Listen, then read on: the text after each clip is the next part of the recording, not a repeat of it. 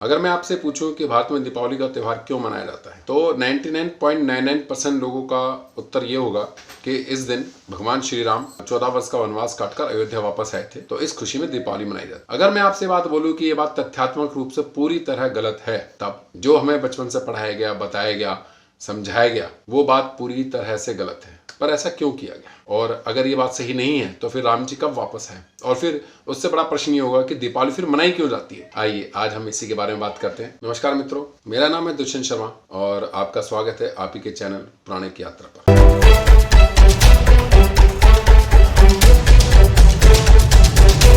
नमस्कार। ये तो सभी को ज्ञात है कि राम जी वनवास गए थे, और वनवास वो गए थे जिस दिन उनका राज्याभिषेक होना था। तो उनका राज्याभिषेक किस दिन होना था, इससे हमें काफी कुछ जानकारी मिल जाएगी कि राम जी किस दिन वापस आए थे। तो स्टोरी ये है, वाल्मीकि रामायण से ही मैं बता रहा हूँ आपको। वाल्मीकि रामायण अयोध्या कांड अध्याय 3 श्लोक 4 से लेकर 40 तक इसमें पूरा वर्णन है। इसमें दशरथ जी अपने जो भी मंत्रीगण हैं उनके साथ विचार विमर्श कर रहे होते हैं कि राम जी का मैं राज्याभिषेक कर देता हूँ। तो उसके लिए उन्होंने बताया कि चैत्र मास का पुष्य नक्षत्र बहुत ही शुभ है, उस दिन मैं उनका राज्याभिषेक कर दूंगा। और इसके लिए वो तैयारी भी शुरू कर देते हैं, राम जी को अपने पास बुलाते भी, उन्होंने बोलते भी हैं कि कल तुम्हारा राज्याभिषेक है, क्योंकि कल पुष्य नक्षत्र का योग है चैत्र मास का। और रात को केकई वाला प्रसंग हो जाता है कि वो वनवास मांग लेती है, और उसके बाद सुबह होते ही राम जी वनवास को चले जाते हैं। ये स्टोरी हमें सभी को पता है। अब इसमें आगे क्या होता है कि ये जब वनवास चले जाते हैं, फिर भरत जी वापस आते हैं अपने ननिहाल से, फिर वो उन्हें लेने के लिए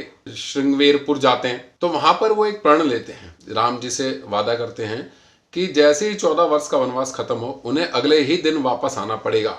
जैसे ही 14 वर्ष का वनवास खत्म हो जाएगा, अगर वो नहीं आते हैं तो उसके अगले दिन जो भरत जी थे वो आत्मदाह कर लेंगे, चिता में प्रवेश कर जाएंगे। तो ये तो मतलब फिर राम जी के लिए किसी भी हालत में मजबूरी बन जाती है कि उन्हें वापस आना ही पड़ेगा, और ये अलग अलग प्रसंगों से साबित भी हो जाता है कि वो वापस आए भी थे। तो अब मजे की बात यह है कि जो चैत्र मास का महीना है भारतीय कैलेंडर का, वो अप्रैल में आता है। तो वाल्मीकि रामायण के अनुसार राम जी का जो वापस आगमन था वो हुआ चैत्र मास में, यानी कि अप्रैल के महीने में। और जो दिवाली हम मनाते हैं, दीपावली हम मनाते हैं, वो हम मनाते हैं कार्तिक की अमावस्या को, जो आती है अक्टूबर और नवंबर में। 2023 के संदर्भ में अगर देखें तो चैत्र मास आया था अप्रैल की शुरुआत में ही बिल्कुल, और ये आ रही है दिवाली 12 नवंबर की। तो अप्रैल से लेकर नवंबर तक ये 7-8 महीने का गैप है। अब ऐसा नहीं हो सकता कि राम जी अप्रैल में आ गए हैं और उसके बाद आप जी उनका सेलिब्रेशन अक्टूबर नवंबर में कर रहे हैं, ऐसा पॉसिबल नहीं हो, राजा है वहां के। तो ये बात तो पूरी तरीके से यहीं खारिज हो जाती है वाल्मीकि रामायण से ही, कि उस दिन दीपावली वाले दिन राम जी वापस नहीं आए थे। राम जी बल्कि उससे बहुत पहले वापस आ चुके थे। अब अगर राम जी वापस नहीं आए, अच्छा इसका कई और भी प्रमाण मिलता है। इसका एक प्रमाण एक जगह और भी मिलता है, वो मैं आपको बताता हूँ। इसका एक प्रमाण मिलता है डेट वाइज, बिल्कुल एग्जैक्टली डेट वाइज मिलता है। वो मिलता है हमें पद्म पुराण पाताल खंड अध्याय 36 के अंदर, जिसमें पूरा डेट वाइज मेंशन है कि किस तिथि पर कौन सा प्रसंग घटा था। उसमें एक छोटा सा चेंज है, वाल्मीकि रामायण के साथ मैच नहीं होता। उसके अनुसार चैत्र द्वादशी, कृष्ण पक्ष द्वादशी से लेकर चतुर्दशी तक राम और रावण का युद्ध हुआ था। चतुर्दशी को रावण की मृत्यु हुई, और अमावस्या को, चैत्र अमावस्या को रावण का अंतिम संस्कार हुआ था। और उसके बाद वैशाख शुक्ल पंचमी को भगवान राम भरद्वाज मुनि के आश्रम आए थे, एक दिन जस्ट पहले। उसके अगले दिन वो अयोध्या जाते हैं, और उसके अगले दिन सप्तमी को उनका राज्याभिषेक होता है। तो वैशाख का महीना भी अगर हम काउंट करें तो वो भी अप्रैल में ही आता है। तो इन दो प्रमाणों से साफ पता चल जाता है हमें कि दीपावली वाले दिन यानी कार्तिक के महीने में तो राम जी वापस नहीं आए थे, और ना ही जो हम दशहरा मनाते हैं, शरदीय नवरात्रों का दशहरा दशमी के दिन मनाते हैं जी। रावण पर राम की विजय के उपलक्ष्य में दशहरा मनाया जाता है, रावण का वध हुआ था, ये सब गलत है। रावण का वध भी चैत्र मास में ही हुआ था। अब ये क्यों चैत्र मास से उठा के सारे दोनों प्रसंग राम रावण के युद्ध के और आपका राम जी का वापस जो आगमन होता है वो उठाकर क्यों कार्तिक मास में लाए गए, ये मैं आपके ऊपर छोड़ता हूँ, आप इसके बारे में थोड़ा विचार कीजिएगा। तो ये दो चीज तो बिल्कुल क्लियर है कि दीपावली का राम जी के वापस अयोध्या आगमन से कोई संबंध नहीं है, दशहरे का भी रावण वध से कोई संबंध नहीं है। अब अगला प्रश्न ये आता है, फिर दीपावली मनाई क्यों जाती है। दीपावली का अगर आप एक चीज नोटिस करेंगे बाकी और त्योहारों से, उसमें एक चीज की भिन्नता है कि सिर्फ अमावस्या तो पूरे साल आती है, साल में हर महीने अमावस्या आती है, लेकिन जो दीप जलाए जाते हैं वो सिर्फ कार्तिक अमावस्या को जलाए जाते हैं। तो ये कहानी हमें पता चलती है स्कंद पुराण वैष्णव खंड कार्तिक महात्म्य में अध्याय 9 और 10 के अंदर। 9 में स्पेशली ज़्यादा अच्छे डिटेल से दिया हुआ है कि जो कार्तिक कृष्ण पक्ष त्रयोदशी से लेकर और आपका अमावस्या तक, त्रयोदशी, चतुर्दशी और अमावस्या, इन 3 तिथि को जो पितृ होते हैं वो वापस जाते हैं। कई सारे रीजन हैं दीपावली मनाने के, सब बता रहा हूँ। तो इन 3 दिनों में पितृ वापस जाते हैं, तो उनको दिए के द्वारा हम रास्ता दिखाते हैं, उनके एज ए रिगार्ड उन्हें हम अपने घरों में, अपने सब जगह दीप प्रज्वलित करते हैं। एक रीजन तो ये है। एक रीजन और है इसका जो दिया गया है, उसमें एक राजा बलि की कहानी हमें सभी को पता है कि किस प्रकार भगवान ने वामन रूप लिया था और उनसे 3 पग भूमि में सब नाप लिया था। बलि ने एक वरदान मांगा था उनसे, जिसमें उन्होंने कहा था कि मैंने आपको वामन रूप धारण करने वाले आपको भूमि दान दी है और आपने उसे 3 दिनों में 3 पगों द्वारा नाप लिया, अतः आज से लेकर 3 दिनों तक प्रतिवर्ष पृथ्वी पर मेरा राज्य रहे। उस समय जो मनुष्य पृथ्वी पर दीपदान करे उनके घर में आपकी पत्नी लक्ष्मी स्थिर भाव से निवास करे। ये राजा बलि ने भगवान वामन से वरदान मांगा था कि त्रयोदशी, चतुर्दशी और अमावस्या के दिन जो भी दीपदान करेगा उसके घर में लक्ष्मी स्थिर भाव से रहनी चाहिए। एक वजह ये है दीपावली मनाने की। और महालक्ष्मी का पूजन भी उसी दिन किया जाता है जिस दिन अमावस्या होती है। अन्यथा अमावस्या के दिन सिर्फ पितरों का दिन होता है, लक्ष्मी का दिन नहीं होता। सिर्फ कार्तिक जो अमावस्या है उसमें महालक्ष्मी का पूजन किया था साल में सिर्फ एक बार। तो जो हमने देखा कि राम जी की जो स्टोरी हमें बनाई गई वो पता नहीं किस कालखंड में बन गई, वो जहाँ तक मैंने जानकारी ली है, थोड़ी बहुत पढ़ा है, गूगल पर ही पढ़ा है बेसिकली। ये पता चलता है हमें कि तुलसीदास जी के समय पर ये इसे जो आपका शरदीय नवरात्र होते हैं ये बेसिकली माता के लिए हैं।